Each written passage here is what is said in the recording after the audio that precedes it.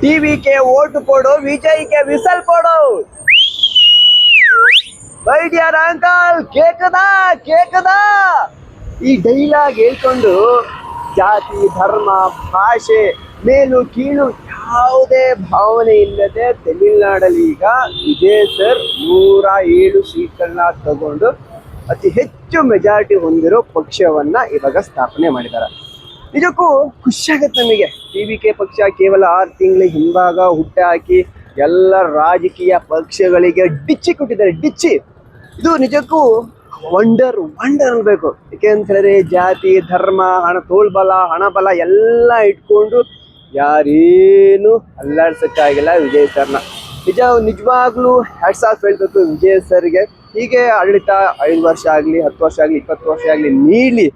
ಯಾವುದೇ ಜಾತಿ ಭೇದ ಧರ್ಮ ಮೇಲಿ ಕೀಳು ಯಾವುದೇ ಭಾವನೆ ಬರಬಾರ್ದು. ಇಲ್ಲಿ ಗೆದ್ದಿರೋದು ನಿಮ್ಮ ಕಲೆ, ಸಿನಿಮಾ ರಂಗದಿಂದ ನೀವು ಹೆಸರುವಾಸಿಗೆ ಆಗಿದ್ರಿ, ಜೊತೆಗೆ ಹಲವಾರು ಸಾಮಾಜಿಕ ಕಾರ್ಯಗಳನ್ನ ಮಾಡಿದ್ರಿ. ಇಲ್ಲಿ ಕಲೆ ಅಂತಕ್ಕಂಥದ್ದು ಜಾತಿ ಧರ್ಮ ಮೇಲು ಕೀಳು ಎಲ್ಲವನ್ನ ಮೀರಿ ನಿಲ್ತದೆ. ಹಾಗಾಗಿ ನೀವು ಒಳ್ಳೆಯ ಕೆಲಸವನ್ನ ಮಾಡಿ. ಇನ್ನೊಂದು ನಮ್ಮ ಕರ್ನಾಟಕಕ್ಕೆ ಬರೋದಾದ್ರೆ ನಮ್ಮ ರಾಜಕೀಯ ಪಕ್ಷದಲ್ಲಿ ಯಾರು ಮುಂಚೂಣಿಗೆ ಬರ್ತಾ ಇದ್ರು ಅಂತ ನೋಡೋಣ. ಹಾಗೆ ನಮ್ಮ ಕರ್ನಾಟಕಕ್ಕೆ ರಾಜಕೀಯ ಪಕ್ಷಕ್ಕೆ ಬಂದಿದ್ರೆ ಮೊದಲು ಹೆಸರು ಬರ್ತಾ ಇದ್ದದ್ದು ನಮ್ಮ ಡಾಕ್ಟರ್ ರಾಜ್ಕುಮಾರ್ ಅವ್ರದ್ದು. ತುಂಬಾ ಜನ ರಾಜಕೀಯ ಪಕ್ಷದವರು ಕರೆದ್ರು, ಬನ್ನಿ ರಾಜಕೀಯಕ್ಕೆ ನಿಂತ್ಕೊಳ್ಳಿ, ನಿಮ್ಮ ಮಾತು ಕೇಳ್ತಾರೆ, ಒಳ್ಳೆ ಕೆಲಸವನ್ನ ಮಾಡೋಣ, ಸಾಮಾಜಿಕ ಕಾರ್ಯವನ್ನ ಮಾಡೋಣ ಅಂತ. ಆದ್ರೆ ಡಾಕ್ಟರ್ ರಾಜ್ಕುಮಾರ್ ಬಿಲ್ಕುಲ್ ಒಪ್ಪಲಿಲ್ಲ. ಅಂತ ಹೇಳಿದ್ರೆ ರಾಜಕೀಯ ಅಂತ ಹೇಳಿದ್ಮೇಲೆ ಅದ್ರ ಒಳಗಡೆ ಗೊತ್ತಲ್ಲ ಉಳುಕುಗಳು ಏನೇನು ಇರ್ತಿದೆ ಅಂತ ಹೇಳಿ ಬರಲೇ ಇಲ್ಲ.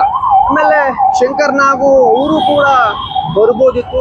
39 ವರ್ಷಕ್ಕೆ ಪಾಪ ಅವರನ್ನು ದೇವ್ರ ಮೇಲೆ ಕರ್ಕೊಂಡ್ಬಿಡ್ತು. ಅನಂತರ ನಮ್ಮ ಪುನೀತ್ ರಾಜ್ಕುಮಾರ್ ಸದ್ಯಸ್ಥರು, ಒಳ್ಳೆಯ ಭಾವನೆ ಹೊಂದಿದಂತಹ ವ್ಯಕ್ತಿ, ಅವ್ರನ್ನು ಕೂಡ ಪಾಪ ದೇವ್ರ ಮೇಲಕ್ಕೆ ಕರ್ಕೊಂಡ್ಬಿಟ್ರು. ಇವರೆಲ್ಲರೂ ಕೂಡ ರಾಜಕೀಯಕ್ಕೆ ಬಂದಿದ್ರೆ ಒಳ್ಳೆಯ ಕೆಲಸವನ್ನ ಮಾಡ್ತಿದ್ರು ಅನ್ನೋದು ಜನಗಳ ಭಾವನೆ. ಇನ್ನೊಂದು, ಇವೆಲ್ಲ ಆದ್ಮೇಲೆ ಕೊನೆಗೆ ಮತ್ತೊಬ್ಬ ಒಳ್ಳೆಯ ಹೆಸರು ಬಂದಿದ್ದು ಅಂತ ಹೇಳಿದ್ರೆ ಜನಸಾಮಾನ್ಯರಲ್ಲಿ ನಮ್ಮ ಡಿ ಬಾಸ್ ದರ್ಶನ್ ಅಂತ ಏನು ಕೇಳ್ತೀವಿ, ಅವರು ಸಹ ಈ ಒಂದು ರಾಜಕೀಯಕ್ಕೆ ಬಂದಿದ್ರೆ ರಾಜಕೀಯ ಪಕ್ಷ ಹುಟ್ಟಾಕಿ ಒಳ್ಳೆಯ ಆಡಳಿತವನ್ನ ನೀಡ್ತಾ ಇದ್ರು ಅನ್ನೋದು ಜನಗಳ ಮಾತಾಗಿತ್ತು. ಪಾಪ ಅವರು ಯಾವುದೋ ಒಂದು ಕೇಸಲ್ಲಿ ಸಿಗಾಕೊಂಡು ಜೈಲಿಗೆ ಹೋದ್ರು. ಬೇಕಾದ ಮನ್ಸು ಮಾಡಿದರೆ ಅವರು ಕೂಡ ಕರ್ನಾಟಕದ ಮುಖ್ಯಮಂತ್ರಿ ಆಗ್ಬೋದಿತ್ತು.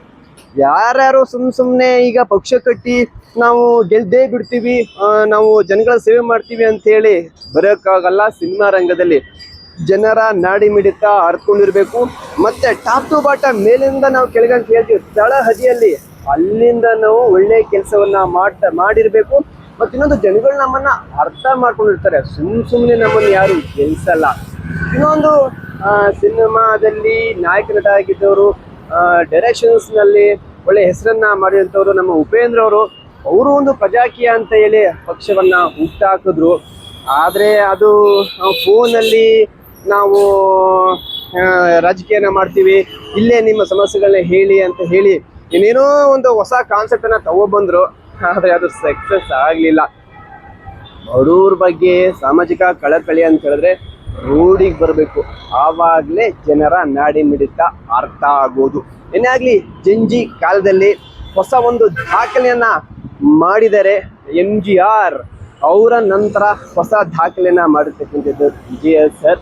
ಅವ್ರು ನಿಮಗೆ ಹ್ಯಾಟ್ಸ್ ಆಫ್ ಹೇಳ್ತಾ ನೀವು ಒಳ್ಳೆಯ ಕಾರ್ಯವನ್ನ ಮಾಡಿ ಅಂತ ನಾವು ಶುಭ ಹಾರೈಸ್ತಾ ಇದ್ದೀವಿ.